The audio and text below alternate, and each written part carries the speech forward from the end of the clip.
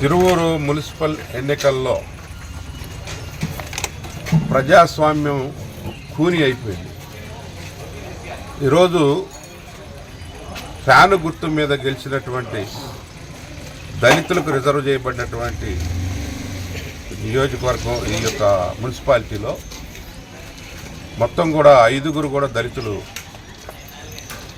Fan గుర్తు మీద గెలిచినటువంటి వాళ్ళు. వీరంతా కూడా ప్రామిస్ చేసి జగన్మోహన్ రెడ్డి గారి దగ్గర మేము గెలిపించుకుంటామని చెప్పి 4 సంవత్సరాలు పదవి అనుభవించిన గతం కస్తూరితో సహా నేను రిజైన్ చేస్తున్నాను, సహకరిస్తాము, తిరిగి మోదుగు ప్రసాద్కి అధికారం అప్పచెప్తామని చెప్పి ప్రామిస్ చేశారు. అక్కడ అందరు కలిసి జగన్మోహన్ రెడ్డి గారి దగ్గర జగన్మోహన్ రెడ్డి గారికి చెప్పినవన్నీ కూడా ఉట్టి నీటి మీద మూటల్లాగా. ఒకడైతే నా భార్య ఫోటో దిగాలి, నేను జగన్ భక్తుడిని, పోతే రక్తం మొత్తం కూడా వైఎస్ఆర్ రక్తం అని చెప్పినటువంటి వాళ్ళు కూడా ఈరోజు అమ్ముడు పోయారు. ఏ బ్రదర్స్ అయితే ఏదైతే ఇంత సంతలో పశువుల్ని కొన్నట్టు, వేలం పాట ద్వారా కొన్నట్టు కొనేసి వారిని మభ్యపెట్టి వారి మీద ఒత్తిడి తెచ్చి రాజకీయంగా వాళ్ళు చేసే వ్యాపారాల మీద, వాళ్ళ ఆర్థిక వనరుల మీద, అన్నింటి మీద కూడా దెబ్బలు కొట్టి ఇద్దరిని మార్చగలిగారు. ఈరోజు 5 కొంతమంది స్వార్థపరులు 6 వాళ్ళు వెళ్ళిపోయారు. సరే, ఏది ఏమైనప్పటికీ ఇక్కడ ప్రజాస్వామ్యం గెలిచింది, నైతికంగా వైఎస్ఆర్ పార్టీ గెలిచిందని చెప్పి మేము జగన్మోహన్ రెడ్డి గారికి తెలియజేస్తూ ఉన్నాం. నైతికంగా గెలిచింది, ప్రజలందరికీ తెలియజేస్తున్నాం. తిరువూరు నియోజకవర్గంలో ప్రజలంతా కూడా చూశారు ఈ సినిమాని. 19 జరగాల్సిన ఎలక్షన్ 19న మున్సిపల్ ఆఫీసులోకి బారికేడ్ల లోపల వైఎస్ఆర్ పార్టీని ప్రవేశింపజేయకోకుండా, వాళ్ళ యొక్క కౌన్సిలర్ల లోపలికి వెళ్ళనీయకోకుండా ఎమ్మెల్యే గూండాగిరి చేసుకుంటూ స్వైర విహారం చేస్తూ లోపల బారికేడ్ల లోపల వాళ్ళని పోలీసులు ఎలో చేసి మమ్మల్ని బారికేడ్లు బయట ఉంచి లోపలికి వెళ్ళనీయకుండా చేస్తే అది 2వ రోజుకి వాయిదా పడింది. 2వ రోజు కూడా పోలీసులే మమ్మల్ని వేటాడి మాకు రక్షణ కల్పించాల్సినటువంటి, హైకోర్టు రక్షణలో ఉన్నటువంటి, పోలీసు రక్షణలో ఉండాల్సిన మేము మమ్మల్ని నిరోధించి అసలు ఇక్కడికి రాకుండానే గంజాయి బ్యాచ్ని, తాగుబోతుల్ని 11 కేసులు 15 కేసులు లెక్కరు ఈ తిరువూరులో డ్రా అయింది. ఆ రోజు మీరు చేసుకున్నా కానీ, మీరు తెలుసుకున్నా కానీ, లేకుంటే షాపుల్లో ఎంక్వైరీ చేసినా కానీ అన్నీ కూడా మీకు తెలుస్తాయి.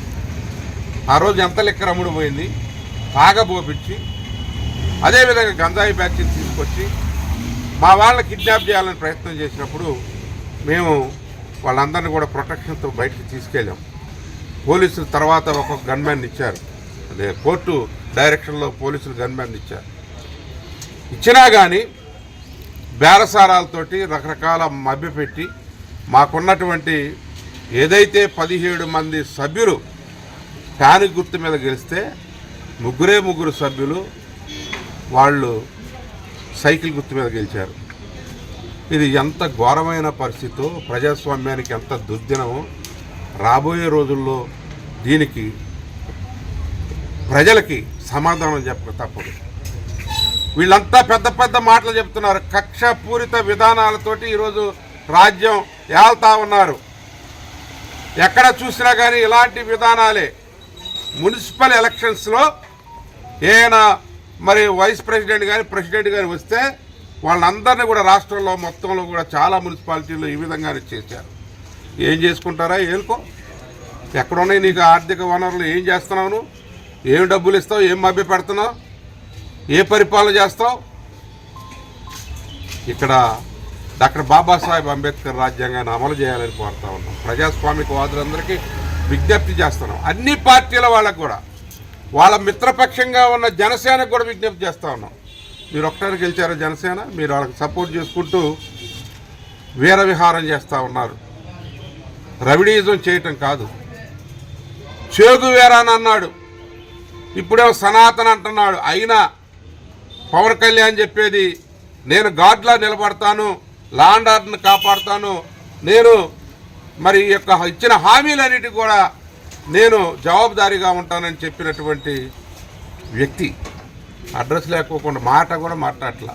వాళ్ళ పార్టీ వాళ్ళేమో రౌడీల్లాగా తిరుగుతూ ఉన్నారు. బీజేపీని అడుగుతా ఉన్నాను, మీరు చూస్తూ ఉన్నారు, మీకు ఒక్క సీట్ లేదు ఇక్కడ. 3 తెలుగుదేశానికి అంత కొమ్ము కాసి మీరు చేస్తున్నారు మీ కూటమి ప్రభుత్వానికి. కానీ ప్రజాస్వామ్యాన్ని రక్షించాలి కదా, అంబేద్కర్ సూత్రాలను పాటించాలి కదా, రాజ్యాంగాన్ని పాటించాలి కదా. రాజ్యాంగ సూత్రాలకి మెజార్టీ ఉన్న సభ్యులు, అసలు మీకు అర్హత లేనటువంటిది, మీకు ఫ్యాన్ గుర్తు మీద గెలవని దళితుడు ఒక్కడ కూడా లేడు. ఈ యొక్క దీనిలో 5గురు కూడా ఫ్యాన్ గుర్తు మీద గెలిచినటువంటి వాళ్ళు, మీ సైకిల్ గుర్తు మీద గెలిచిన ఒక్కటి లేడు. మీ 3 పార్టీల్లో ఎవడు లేడు, దళితులు లేరు. ఇలా కొద్దిగా కొంతమందిని మీరు కొనుక్కుంటే కొనుక్కోవచ్చు, ధనం చూపించో, లేకపోతే ప్రలోభపరచో, లేకపోతే వాళ్ళ ఆర్థిక వనరుల మీద బెదిరించో రకరకాలుగా మీరు చేశారు. నైతిక విజయం వైఎస్ఆర్సీపీ. ఇలా నైతిక విజయం జగన్మోహన్ రెడ్డి గారిది. 9 మంది జగన్మోహన్ రెడ్డి గారి పక్షాన నిలబడి మేము అమ్ముడు పోము, నిజాయితీగా ఉంటామని చెప్పినటువంటి వాళ్ళకి మేము కౌన్సిలర్స్కి హృదయపూర్వక ధన్యవాదాలు తెలియజేస్తా ఉన్నాం. పోయింది, చెత్త పోయింది, చెత్తనంతా ఊడ్చేస్తాం, తిరిగి కొత్త రక్తాన్ని ఎక్కిస్తాం, కొత్త నెత్తురు వస్తుంది. తప్పనిసరిగా జగన్మోహన్ రెడ్డి చేసినటువంటి సంక్షేమ కార్యక్రమాలు, జగన్మోహన్ రెడ్డి గారు ప్రతి ఇంటికి ఏదైతే డైరెక్ట్ బెనిఫిట్ ట్రాన్స్ఫర్ ద్వారా 2,75,000 కోట్ల రూపాయలు ఈ యొక్క రాష్ట్ర ప్రజానీకానికి, పేద ప్రజానీకానికి, అన్ని వర్గాలకి వారు డైరెక్ట్గా బ్యాంకుల్లో వేసినటువంటి సందర్భం. నాన్ డీబీటీ ద్వారా కూడా, డీబీటీ ద్వారా, నాన్ డీబీటీ ద్వారా ఇప్పటి వరకు 1 ఇయర్ అవుతుంది. సూపర్ 6 అన్నారు, 6 కొట్టలేదు కదా, డక్అవుట్ అయి కూర్చున్నారు. మీరేదో మహానాడు పెట్టి డబ్బాలు కొట్టుకోవటం కాదు. ఇక్కడ ప్రజలు మీ యొక్క అసమర్థతని, మీ యొక్క సంక్షేమం లేని పాలనను చూస్తూ ఉన్నారు. జగన్మోహన్ రెడ్డి గారికి సాటి వచ్చేటటువంటి సంక్షేమ ప్రభుత్వం, జగన్మోహన్ రెడ్డి గారి లాంటి నాయకత్వం ఉన్నటువంటి ముఖ్యమంత్రి మరి మళ్ళీ జగన్మోహన్ రెడ్డి గారిని గెలిపించుకోవాలని చెప్పి ఈరోజు అంటున్నారు. చంద్రబాబు నాయుడు అన్ని మోసాలే, అన్ని అబద్ధాలు చెప్పారు, అన్ని అబద్ధాలు చెప్పారు. ఇంటింటికి నీకు 15, నీకు 15, నీకు 18, ఆడవాళ్ళకి 18 సంవత్సరాలు నిండిన ప్రతి మహిళకి నెల 1,500 రూపాయలు, 60 సంవత్సరాలు వచ్చేంత వరకు అందరికీ వేస్తానన్నారు. ఎంత? రైతుకి 20,000 రైతు బంధు వేస్తానన్నారు. కరెంటు ఛార్జీలు పెంచవని విపరీతంగా కరెంటు ఛార్జీలు పెంచినటువంటిది ఈ ప్రభుత్వం, కూటమి ప్రభుత్వం. మీరు తల్లికి వందనం పేరు మీద ప్రతి స్టూడెంట్కి 15,000 అన్నారు. ఒక విద్యా సంవత్సరం గడిచిపోయింది. ఎంతటి అబద్ధాలు, మోసాలు మీరు చేసినటువంటి దీనికి రేపు 4వ తారీఖున వెన్నుపోటు దినంగా ప్రకటించి రాష్ట్ర వ్యాప్తంగా వైఎస్ఆర్ శ్రేణులు పోరాటం చేస్తున్నాయి. ఇక నుంచి మిమ్మల్ని వదలం. మీరు చెప్పిన అబద్ధాలని ఎక్కడికక్కడ ఎండగడతాం. మీరు చెప్పిన మోసాల్ని, మీ కుటిల కూటమిని, మీ కుటిల ప్రభుత్వాన్ని ఎండగడతాం. తప్పనిసరిగా జగన్మోహన్ రెడ్డి గారి నాయకత్వంలో ఈ రాష్ట్రంలో తిరిగి మళ్ళీ సంక్షేమ రాజ్యాన్ని తెచ్చుకునేంత వరకు కూడా వైఎస్ఆర్ సిపి కార్యకర్తలు సంసిద్ధంగా ఉన్నారు, పోరాటం చేస్తారు. ప్రజలారా గమనించండి, ప్రజాస్వామ్యవాదులారా గమనించండి, కమ్యూనిస్టులారా గమనించండి.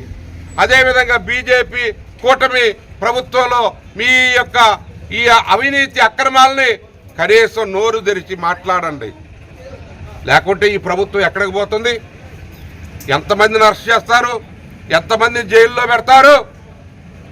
మీరు అనుకుంటున్నారు జగన్మోహన్ రెడ్డి తిరిగి రాష్ట్రానికి ముఖ్యమంత్రి అయి తీరుతాడు, మీ యొక్క ఆటలు చెల్లనివ్వం అనుకుంటున్నారేమో. మీరు చెప్పిన అబద్ధాలకి, మీరు చెప్పినటువంటి మోసాలకి మీరే బలికాక తప్పదు. ప్రజా యొక్క కోపానికి, ప్రజల యొక్క మరి తిరుగుబాటుకి మీరు బలికాక తప్పదు. ఒకరోజు మాకు వస్తుంది. తప్పనిసరిగా జగన్మోహన్ రెడ్డి గారిని ఈ రాష్ట్రానికి సంక్షేమ సారథిగా మళ్ళీ ముఖ్యమంత్రిని చేసుకుంటామని చెప్పి తెలియజేసుకుంటాం.